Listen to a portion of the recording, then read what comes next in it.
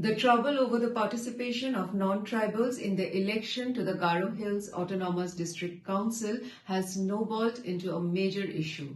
Vandalism, police firing and deaths marked the last few days.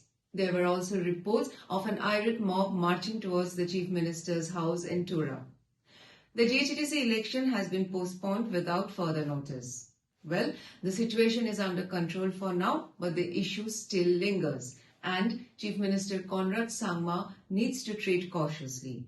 This is because the MDA government had already been criticized over the non-payment of salaries to the GHADC staff for more than 3 years. When visiting the damaged NPP office in Tura a day after the vandalism, Conrad said, "Those who burned our party office today may think that by doing so they can end the NPP. But we all know that the NPP lives in the hearts of the people. Therefore, there is no way they can end the NPP." Was this a cryptic message to anyone or a particular group? Well, considering the timeline of events, it could be read as so. Last month, the NPP released its first list of candidates for the GHADC election. Surprisingly, it did not have the name of Albinush Marak, who is the current chief executive member of the GHADC. This created much hue and cry among Marak's supporters. Albinush represents the Siju constituency. The NPP nominated Calis G Momin from Siju. Calis is a young candidate and was previously in the BJP. The NPP list was released on 16 February. On 17 February, the GHADC passed the resolution requiring all candidates to submit ST certificates, effectively stoking the non-tribal issue. Coincidence? Speculations are that Albinush Marak used his influence on his supporters to create a hostile environment over the issue and in turn unsettle the MDA government. However, while doing so, the GHADC leadership skipped a few crucial steps, and this has boomeranged on the council. For any resolution passed by a district council, it must be discussed in the house of the council members. Then, the resolution must be sent to the Department of District Council Affairs. The department then sends the resolution to the governor for his assent. In this case, all the steps were skipped, prompting the High Court of Meghalaya to quash the resolution. As we mentioned in our last episode, there is no specific rule in the 1951 Assam and Meghalaya Autonomous District Council rules that bars non-tribals from contesting council elections. Historically, non-tribals have been contesting the GHADC elections.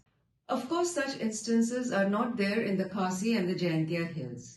So, to restrict non-tribals from contesting and voting in council elections, a specific rule needs to be introduced, which calls for an amendment. However, this is a long process and cannot be done just by randomly passing a resolution.